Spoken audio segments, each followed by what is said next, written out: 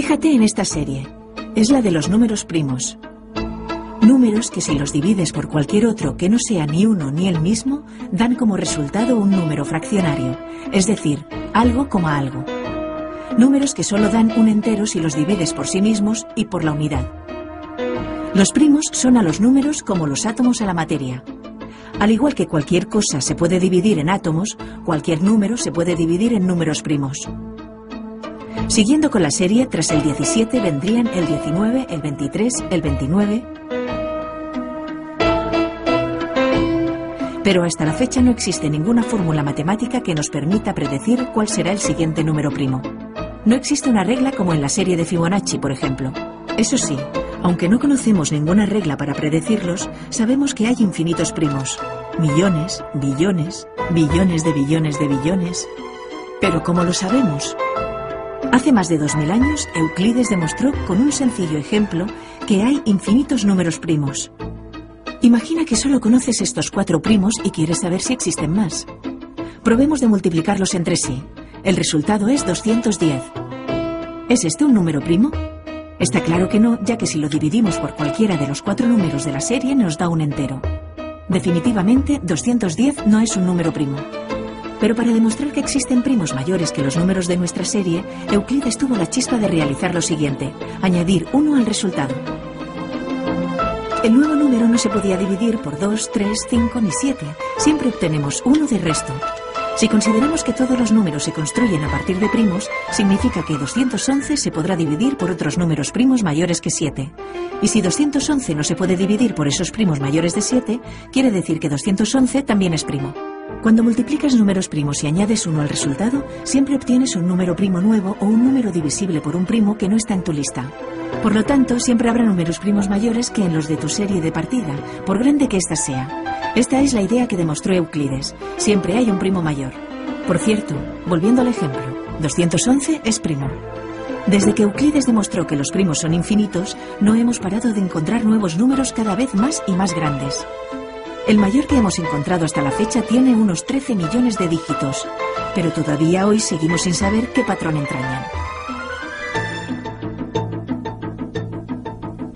En mi opinión, los números primos son como los átomos, como el hidrógeno y el oxígeno. Los ladrillos del universo. Son los ladrillos que construyen las matemáticas y el universo. Las matemáticas para mí consisten en la búsqueda de patrones. Esto es lo que intento hacer. Me gusta decir que soy un cazador de patrones. Y el gran misterio es el siguiente. ¿Hay algún patrón en estos números?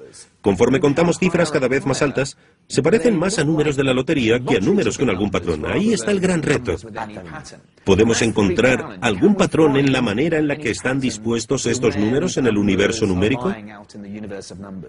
Por ahora sigue siendo un gran misterio. De hecho, hay un premio de $1 millón para la persona que pueda dilucidar el misterio de estos números tan enigmáticos. Ni siquiera sabemos cuándo acaban, si acaban.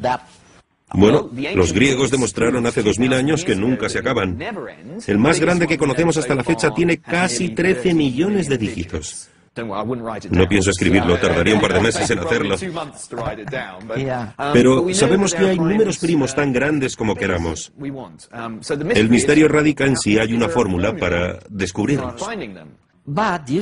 Pero has sugerido en algún lugar que existe una relación clara con la física. Es muy intrigante. ¿Cómo es posible esta relación? Nos hemos percatado de que hay ciertos patrones en los niveles energéticos de los átomos grandes, como los del uranio, que comparten propiedades muy parecidas con ciertos patrones de los números primos.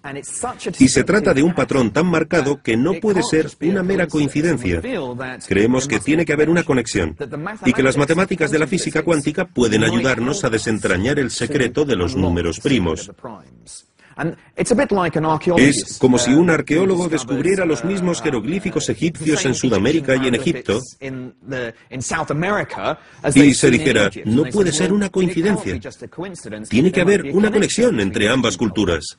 Eso mismo pensamos ahora con los números primos, que tiene que haber una conexión entre los primos y este aspecto de la física cuántica. ¿Y si encontráis la conexión, qué significaría? Podría tener consecuencias devastadoras para Internet. ¿Por qué? Porque los números primos pueden sonar como un concepto matemático críptico y esotérico, pero constituyen la base de la criptografía de Internet. Cada vez que mandas por Internet información sobre tu tarjeta de crédito de un modo seguro, no quieres que nadie pueda acceder a los datos de tu tarjeta de crédito. Y utilizamos algunas propiedades especiales de los números primos para encriptar la información de la tarjeta de crédito y hacerla ilegible. Para deshacer ese cálculo hay que entender algo sobre los números primos que ahora mismo desconocemos, pero sería posible que alguien que entendiera bien cómo funcionan los primos pudiera descifrar los códigos. Deshacer los códigos, sí. Sí. Así que los números primos son en realidad algo que interesa a los espías ahora mismo. Quizá he trazado un círculo perfecto y estudiar los primos me ayude a materializar mi sueño de ser un espía. Comprar pasajes, comida, ropa o cualquier producto, descargar películas, transferir dinero, jugar al póker, pujar en subastas, sin tener que movernos de nuestra butaca. Hoy con Internet todo esto es posible. Parece que cada vez nos importa menos dar nuestro número de tarjeta de crédito para realizar operaciones a través de Internet. Afortunadamente, para proteger nuestros datos, tras la mayoría de estos movimientos, se esconde un complejo mecanismo de cifrado y descifrado en el que participan los números primos.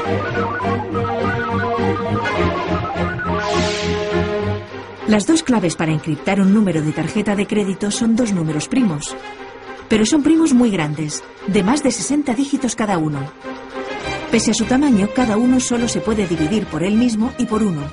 De aquí que sean primos. Se multiplica uno por el otro. Multiplicar dos números primos tan grandes no es muy difícil. Solo falta saberse las tablas y armarse de paciencia. Y el resultado da una cifra de más de 120 dígitos. Esto es mucho. Imagínate. Ni el número estimado de átomos de nuestro universo alcanza las 120 cifras. Pero invertir este proceso, es decir, hallar los dos primos que multiplicados dan ese número colosal, resulta un trabajo extraordinariamente laborioso. Para que te hagas una idea, en los años 70, la revista Scientific American planteó a sus lectores un número de 129 cifras cuyos dos factores primos tardaron 17 años en descubrirse. Además, en esa tarea participaron unas 600 personas.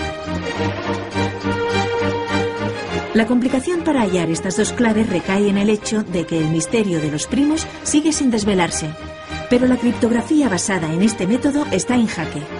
Hace un siglo y medio, el matemático Bernard Riemann planteó una hipótesis que podría desenmascarar este patrón, pero que aún no se ha podido demostrar. Demostrar la hipótesis de Riemann figura como uno de los 7 problemas del milenio que plantea el Instituto Clay de Matemáticas.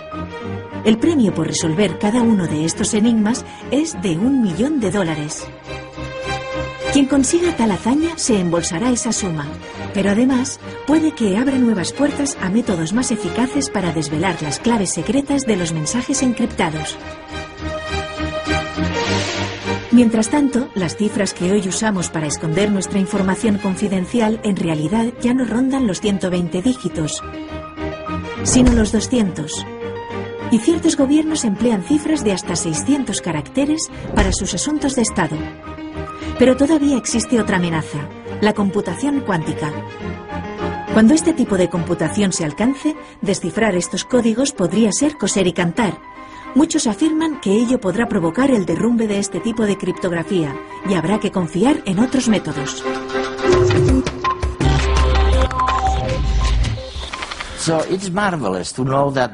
Me parece maravilloso saber que ahora ocupas la cátedra para la comprensión pública de la ciencia. En redes, en el programa para Televisión Española, llevamos unos 15 años trabajando con este objetivo. Nos planteamos qué podemos hacer para que la gente sea consciente de que el dogmatismo se está acabando y de que de repente la ciencia puede ayudar a configurar un mundo nuevo, mucho más altruista. ¿Cuál es tu opinión sobre la comprensión pública de la ciencia? Creo que tienes toda la razón. A mediados de los 90 fue la primera cátedra de este tipo. Vivimos en la era de la ciencia y los asuntos científicos repercuten en nuestra vida cotidiana. Ya hablemos del cambio climático, la medicina o los recursos energéticos. Es un cargo fundamental y considero en cierto modo que es como ser embajador del mundo de la ciencia porque, para mucha gente, la ciencia es como un país extranjero. No entienden el idioma, no entienden la cultura. Y necesitamos embajadores para explicar lo que hacemos, cómo influimos en la sociedad. Pero también al revés. No se trata, como decías, de explicarle la ciencia a la gente de manera dogmática y esperar que la entienda, sino que hay que entablar un diálogo para saber cuáles son las preocupaciones del público y qué es lo que no queda claro. Eso es lo que tenemos que abordar. Te mereces la cátedra, no solamente por tus conocimientos matemáticos, sino porque sabes entretener al público. Después de años y años de docencia, he aprendido algo en la universidad. Si no entretienes a los alumnos, no vas a poder enseñarles nada. Creo que lo que dices es crucial porque, por ejemplo, muchas personas escogen un libro sobre simetría porque buscan entretenimiento. No necesitan sentir que les están enseñando cosas. Sin embargo, por el camino podemos despertarles el interés por las ideas intelectuales.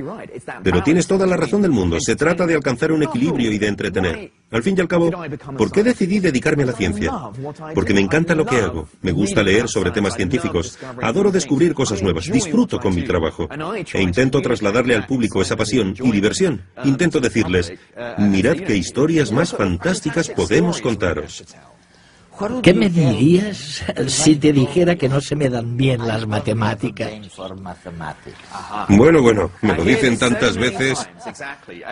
Mi respuesta es que todo el mundo tiene capacidad para las matemáticas. Eso no significa que todos tengan que dominar el cálculo mental, pero la aritmética, como me dijo mi profesor, no es de lo que tratan las matemáticas. Las matemáticas tienen que ver con la búsqueda de patrones, con la búsqueda de estructura y lógica en el mundo que nos rodea. Creo que nuestro cerebro ha evolucionado para las matemáticas porque sin matemáticas no sobrevives en el mundo. Si no sabes geometría, no puedes juzgar las distancias, no puedes capturar a tu presa y se te va a escapar. Si no sabes contar, no sabrás si tus adversarios te superan en número y si tienes que luchar o huir. Los que saben matemáticas son los que han sobrevivido y por eso todos tenemos cerebros matemáticos, en mi opinión.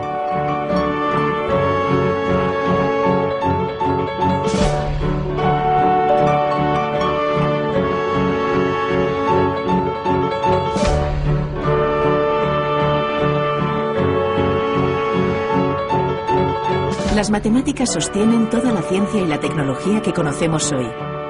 Marcus du Sautoy.